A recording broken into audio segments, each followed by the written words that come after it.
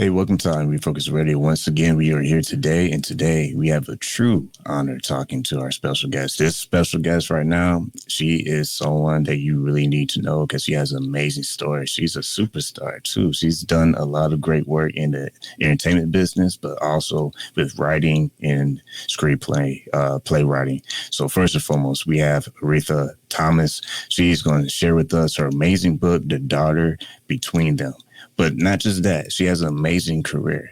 She graduated from USC with a journalism degree, but she also pursued playwriting and novel writing. She had amazing success. She's worked with some of the greatest names, including Tyler Perry. So we're going to get the inside scoop on that as well.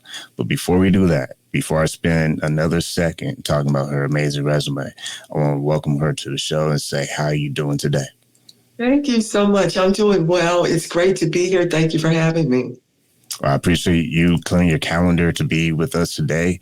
I know time is always precious and you have a very busy schedule. So I just want you to kind of educate the audience a little bit. I kind of gave you a little sneak peek with your background, just with school, but also you are also a very seasoned professional as well. So kind of give us a little bit of the behind the scenes of how you got to where you are today.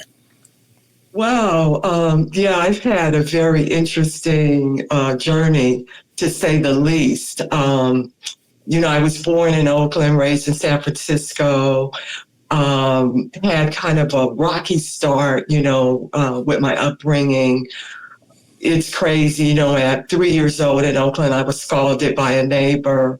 She was a woman that was mentally unstable. And we really believed that she was after my mom. I was not even in school yet, but I remember watching a picture book and seeing this woman approach the window. The window was open and I could see the steam coming out of the pail, and she just threw the water on me. And I had second-degree burns. I had to learn to walk again.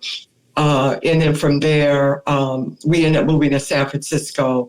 And there were challenges with my stepdad. He was in and out of prison, and we were in foster homes. My mom was real sickly. Great mother, beautiful mother. My mother was, I say she was stop traffic beautiful. But there was a curse and a blessing with that, because she was really taken advantage of, especially not being around her family. And she was involved with one particular person, and there was some molestation that went on with me. And but I don't want to stay on that, because I just need to set the stage for the listeners and viewers to let them know that your past doesn't have to be your present or your future. And I just want people to know that I'm victorious. I'm not a victim. In my early 20s, I started acting out because of the trauma, because I actually found my mom. My mom passed when she was only 36 and I was 14, and I found her. So that was very traumatic. So yes, I had a lot of trauma in my life, and I was blessed to realize that. And once I started acting these things out, being in the wrong places at the wrong time, dealing with the wrong people, I got help. And I had to do a lot of forgiveness, and that forgiveness was key in me becoming free and becoming victorious. And so after my mom passed, I moved to Compton and lived with my paternal grandfather, my mom's dad, and his wife, and went to high school. I excelled in high school. I got on the speech team. I graduated second in my class. I got scholarships and loans to go to USC, where I studied journalism. And when I was in high school, I had a lot of friends that were actors, but I felt like it was just too precarious of a career. I didn't want to be waiting on tables, if you will. But needless to say, it was kind of in me. I believe it was a part of my DNA, because after I went to USC and I started studying journalism, it was during a really bad recession, so I had to do office work. And then I started dabbling in modeling and acting, and I started having a love for it. And I studied for 7 years. I got some under 5 roles of soap operas, some parts in some B movies, but I was still struggling because of my childhood. And I had to step away. And while I stepped away from acting, I started writing books. That's how I got into books. I started writing books. I always wanted to write a book about a young woman who has a traumatic childhood and Because Victorious. Does that sound familiar? So it's kind of loosely based on my childhood. But I wrote this book. I really didn't know what I was doing. And I tried to get an agent, and some of the agents would, they tell me, oh, you have something there, but you're struggling with structure, with not. Because even though I went to school for journalism, writing news copy is a lot different than writing fiction. And so I start honing my craft and writing my books and end up having 15 books. The book that you mentioned, The Daughter Between Them, this is my 15th book. And so I started writing the books. But in 2016, I asked my husband, who I've been married to for 25 years, we just celebrated 25 years of marriage last September 18th. What would he think about me if I could make the math going back to acting? And he said, cool, if you could make it work, and I did. And so in 2016, with 15 books under my belt, I decided to step back into acting full time. And I got an agent, I pulled up my old footage. And for 4 years, things were slowly taking up, getting commercials here and there, doing this and that here and there. And then the pandemic hit. So it was like, oh no, oh my gosh. The pandemic hit, and I was reaching back to my old bosses because I had been in corporate America for like almost 30 years. And I was figuring I was going to have to go back. And then I get this audition notice for this show called Assisted Living, Tyler Perry Studios, role of Anastasia Devereaux. And I was like, oh, there's no way I would get this. They want Felicia Rashad. There's no way I get this. I put 100% into the audition. It was a self-tape. About 2 weeks later, I get this call from my agent, and she's like, they want to make you an offer. And I had no idea what she was talking about because I had divorced myself from the process because I knew I was going to get something that fabulous. And I was like, what do you mean? She says, well, they want to make you an offer for the role of Anastasia Devereaux. They're flying you out. And I just started screaming. I was like, oh, no. I'm like, it's God. Because I have a strong spiritual base. During that time when my mom was sick and all that happened, she had met a preacher. And so I had accepted Christ when I was 11. And I got baptized at 13, and they called me the Bible girl in high school. So I had a strong spiritual base, and that helped me get through too with getting well, getting over all the trauma. And so I said, wow. And I went out in the rest is history. In my second year on the show, season 4 on the show, I came in at season 2. They made me the series regular, and we're in our 5th season now. So miraculous journey. I pinch myself at times, and I just say, I'm a miracle. What can I say? I'm a miracle. I have to pinch myself too, because it's amazing to be able to talk to someone, to have that kind of opportunity on such a major platform. I mean, let's be real and honest here. This is major to work, be on BT Network, show that's on BT Network, but also to have a chance to work Tyler Perry himself, a very strong genius and creative, and what a story that he has personally as well.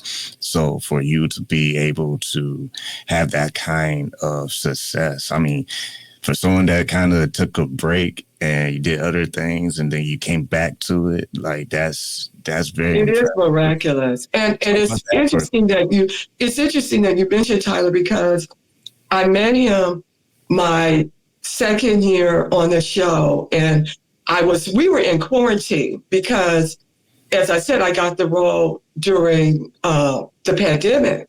So they had a person come to my house to COVID test me, and Tyler, he got a jet. He chartered a private plane for us to fly out so we wouldn't meet with the general public because of the pandemic. And then when we got to the campus, which is his studio, we were isolated again. They tested again. I mean, really, he had it down to a science. That's why he was able to still produce, and no one got ill because we tested 2-3 times a week. It was an amazing experience. But meeting him was so incredible because he and I have a similar background because he was abused, coming up. He suffered as a child. And so when I met him, I felt that connection, and I cried. I just broke out crying when I saw him for the first time. And he was like, why are you crying? And I was just telling him because I'm just overwhelmed with gratitude. And I had to thank him for not giving up. because I imagine him, that little boy under the house that he used to say, and he used to imagine all these stories. And I told him, if you had given up, I wouldn't be here today. I wouldn't have my dream. So by him staying steadfast and doing what the purpose God had given him to create this character, Anastasia Devereaux, and so many other characters, this man has employed so many hundreds of people. And to meet him and be in his presence was overwhelming. I was so full of gratitude. And it was so wonderful to be able to thank him personally. He is a creative genius. You know, he's so prolific. All the shows are coming out. I didn't get to work with him directly because season 2 had turned the show over to other directors, Mark Swinton, Derek Deuce, and other writers, which they were all equally talented. But he's come on set before, you know, he's hugged us, supported us, cheered us on. You know, it's an amazing environment to work in. David and Tamala Mann are on our show, Naeem Lynch, Anthony Brown, Courtney Nicole, Taylor Buck, you know, Alexander, you know, we got young people on the show, Damian Leake, Alexander Henderson, Chet Onukwe, you know, we're like a great family. It's a camaraderie, and there's a lot of love and a lot of spirituality on set. You know, you feel very comfortable, and they treat us so well. And I love my character. I love Anastasia Devereaux. I say she's a better dresser than I am. I'm not the fashionista she is. You'll catch me on any day with cut off jeans or whatever. But I understand her, and she's had a colorful love life, you know, 8 marriages. You know, she's an actress. We have that in common. But I love what the writers have given me about her, and I've added to her backstory who she is and what she is. And she's very conscientious, and she's very about the culture and about uplifting young people. And we have a lot of great episodes, you know, on the show. And it's an amazing experience to be able to do what I love to do. Once again, you're listening on Refocused Radio and watching us online, talking to our guest today, Alretha Thomas, and talking about her book, The Daughter Between Them.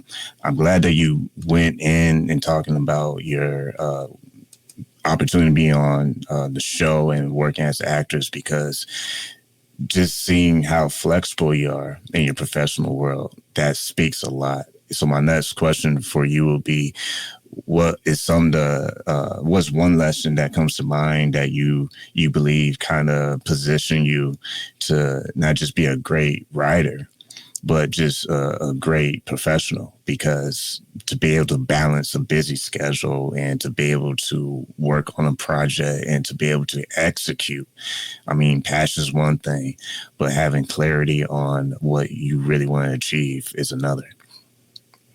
Well, you know, what's interesting, as I mentioned, when I graduated from school, I ended up going into corporate America. You know, I had to work, I had to eat. And I was in corporate America for over 20 years. And the things that I learned in college, you know, about organizational, being able to multitask and all those things, I brought to corporate America. And I honed those skills. And I worked in banking, you know, I worked for people that were in finance, executive assistant. And, you know, I had to be on point. I had to be able to multitask. I had to be able to focus. I had to be able to complete things. So I learned a lot of skills that facilitated my success in the entertainment industry, because you have to be a professional. You know, you have to be early is the new on time. You know, I'm a woman of my word. If I say I'm going to do something, I'm going to do it. And I honed all those skills being in corporate America, because millions and millions of dollars could be on the line in terms of a client. You got to set up a conference call. It has to be on time. It has to be the right number, you know. So those skills I brought with me. That's why I believe I'm able to focus. I'm able to balance and be professional. That working on assisted living was the biggest thing I've ever had and the biggest platform. And I'm working with seasoned, you know, comedians, and I'm working with a billionaire. You have to be on time. You have to show up. You got to be ready for the people that you're working with. There are hundreds of people involved. It's not just you. So I believe the skills and the discipline and organizational skills and be able to multitask and show up and do what I'm supposed to do, I honed those years in corporate America. And innately, I'm also that kind of person. My family, they will laugh. They may say, "Oh, you're controlling," or whatever. It's not that. I'm a, A-type personality. I have my list. I have my to-do list. I believe in hitting those to-dos and getting those tasks done. And I think that has why I'm able to balance the two and do it, professionally. And I just thank God too for the things that he's given me. I don't want to take all credit. I do thank God for the journey, that has aided me in getting to where I am today. And it's like you said, you have to understand there are a lot of things on the line. You're now dependent on to play your role, to do what you do, what you were hired to do, what you were trusted to do. You have to hit out the park, and the way you do that is that preparation in the background when no one sees you, when you're in the trenches, when it looks ugly under construction, and when it's that time to shine, it's not as hard to do because you already been prepared.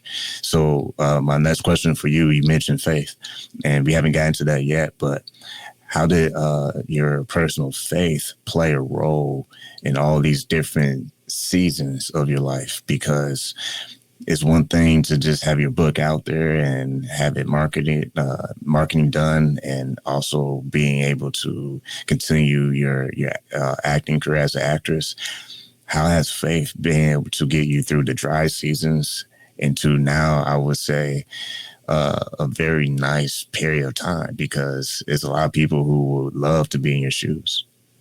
Well, I have to say that faith has played a very big role because of my background and the trauma and all of that. There was a time where I didn't have any belief or faith in myself. I had no esteem. I hated myself because I internalized the things that happened to me.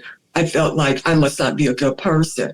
And so once I did step into my faith and accept Christ and get to realize that God loves me and that all human beings have intrinsic value, no matter who we are, we have this thing, and we're conditioned in society, and I understand it. I don't have a problem with it. As children, we're asked, what do you want to be when you grow up? What do you want to be? It's like we're almost set up for who we are not being enough, because it's like, who you are is not enough. So who do you want to become? Because who you are is not enough. We know logically that's not true, but I believe subconsciously that can play a part in us where it starts making us feel we're not enough. And so we have to add these titles. It doesn't mean that we can't have dreams or be successful. There just has to be balance with that. And so there was a time where I felt I wasn't worth anything. I wasn't anything. But when I got into my faith, I believe I began to realize, no, I'm valued. I'm worthy. I can do this. I'm good. I'm loved. I'm precious. I'm important, to God. And then I began to put self-love, I love me today. I love me. I know that I'm valuable and I'm worthy. So I know I can with preparation and opportunity come together, you have success. So that faith gave me the strength to know I can do all things through Christ who strengthened me.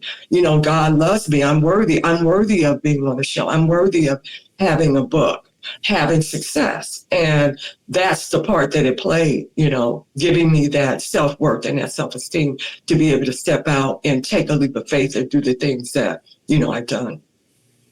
And speaking of taking a leap of faith, let's get more into the book now. When you decided to put this story together, the book follows two women, like you said earlier in the today's interview, on a seemingly separate paths, but their lives converge in a powerful way. What motivated you to create these characters and also show the readers their journey?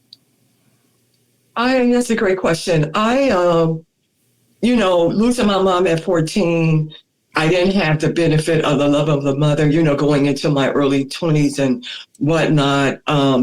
So I vicariously, I believe, lived through these women, the two mothers. The mother-child bond is so strong, how much a mother loves a child. And I even remember when my mom was alive, the times, she played jacks with us, she cooked for us, she made our school clothes. I remember times where I was ill. She was, "Are you okay? Are you okay?" And you could just see that love there. And so Leslie Graham, the reporter in the book, she's a newspaper reporter. She wants to be the first Black editor at her newspaper. She has two teenage daughters. And I wanted to show that story. I wanted to show a successful Black woman on the go, raising her two daughters successfully.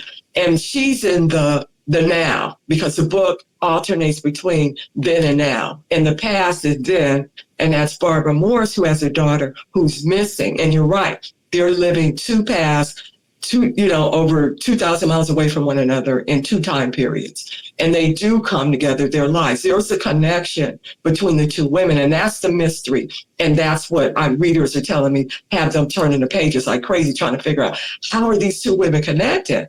And so in the now, Leslie Graham, her daughters are attacked, and so she's trying to figure out who's behind this, who's the culprit. She has a past that she references. Is it someone from that past who's doing this? Now, Barbara Morris in the den, her daughter comes up missing. What her husband and the authorities don't know is that she knows where her daughter is. And so she's upset with her husband. She found out that he's trying to divorce her and take the daughter away. So the other mystery is, where is Nancy, the daughter? What has Barbara done with this daughter? And so that's the title. There go, the daughter between them, this missing child. What is going on? How does that child relate to Leslie? But I wanted to write a story that shows the love of a mother, a mother's strong love and bond to their children. And you see that with both mothers in this book. And that is what kind of motivated me. Speaking of Mother's Day, it's coming up. This book would be a great Mother's Day gift, by the way, for anybody that's an early planner for Mother's Day. Yeah, so you can definitely go to Amazon and get a copy of this book. And I want to say also is that not too long ago, you were able to be recognized Best Indie Thrillers of the Year. That was a big statement, a big opportunity, a big recognition. Yes, it was.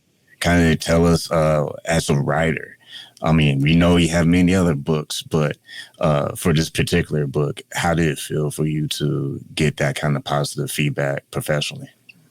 It was amazing when the Kirkus Reviews gave it a star review initially, and I was excited about getting the star review because that's very difficult to get, and they're very hard. And then when the notice came to be that my book had been named one of the top 100 thriller books of 2024, it was very validating. I mean, it was amazing because it just validated what I knew, what the agent who took on the book knew, what the readers were saying, other professional reviewers were saying. It was a very good feeling. It was very motivating when you get that kind of validation, because I believe in a book, but I'm biased. So when someone that is objective can give it that kind of award, it's very gratifying. We're talking about a very prestigious award. It's a very highly respected, not just recognition, but platform to be associated with. So once again, listen on Refocused Radio and watching us online, talking to our special guest, Alretha Thomas, and talking about her book that you can get on Amazon right now. Like she said, it could be a great Mother's Day gift. The title is The Daughter Between Them. You can get that right now. Like as soon as this broadcast is over, you can go get that. So my next question before we wrap up for today is, you had been able to experience great success as a playwright, a novelist, and actress. How do you see these creative disciplines influence each other in your storytelling? Another great question. In terms of playwriting and acting and writing the books, I think they all come together because you're dealing with storytelling, and whether you're on stage. I had a play that came out in Hollywood in 2022 called Mommy and Clyde. And by the way, the director of the play won NAACP Theater Award for Best Director, and my cast was nominated for Best Ensemble Cast. It's the storytelling. When you're doing a play, people are on stage and you're seeing it, and it's more words. It's more of the words, the storytelling. When I'm doing the book, it's more detailed and I have to be more descriptive because you're not seeing anything unlike you would on a television, or a big screen. But I'm still dealing with characters. So I think where I get the best help and most help, the overlapping of the three, is when I'm developing and creating characters. When I do Anastasia, I create a life for her. Who is she? Where was she born? All of these things that the writer doesn't give me, that may or may not have given me. And so I'm bringing her to life just like I would bring the character to life in the book. And so when I'm writing my books, I'm thinking like I do an outline and I think of the characters. I get in the character of Leslie just like I get in the character Anastasia. When I'm writing the character Mommy and Clyde, those characters, I'm taking on the skin of those characters. So I'm actually in those characters and I'm feeling and I'm experiencing, because I write in first person in my book, I'm experiencing them. So there are times when I'm writing my book and I may be crying in a scene, and if I'm feeling it, the audience is going to feel it. So it's about the characterization, I think, that overlaps with all three genres, that helps me be able to do and make strong characters, and also commit to my character Anastasia on the show and make her strong, real, and believable. My last question for you is, for our listeners and our viewers, you often say, and it's known that you say often that it's never too late to pursue your dreams. For someone out there who feels like time might have maybe passed them by and maybe they didn't make the cut and they're too focused on that part of not being who they thought they could be, what would you say to that person to kind of shift their focus if they feel like time passed them? I would say it's never too late. There's a scripture that says, your latter days will be better than your former days. I'm over 50. I got the show when I was over 50. So it's not too late. There's really no time. You can't put a timeline on dreams. You got to go for it. I think people nowadays, older people, boomers like us, people are stepping out and having second and third careers. This is my second career. And I remember I was in a workshop and I was always one in the workshop. And I remember saying, I want a series. And I could see people looking at me side-eyed and probably saying, that old bag, and I got a series. So speak it, believe it, you can achieve it. It's not too late, right? Go step out right now and do it. You can do it. It's never too late.